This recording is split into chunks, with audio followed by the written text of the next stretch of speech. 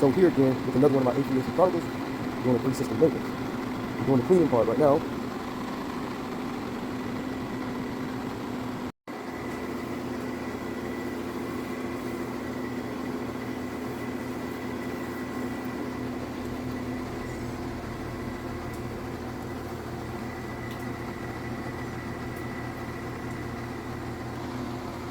My whole point behind that video wasn't about the cleaning, but it's about this.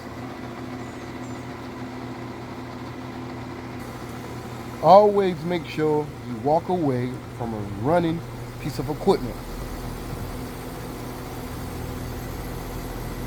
Then go back and set your thermostat. It will prevent callbacks on leaving the disconnect out or water in the SS2. So always make sure you walk away from a running piece of equipment. And I personally put the thermostats in test mode, and I just take it out of test mode, and the homeowner is now set to what they have. So like I said, I put the thermostats in test mode. Then I just come back in test mode. I just come back, hit stop, hit done, and it's back to their settings. It's back to their settings.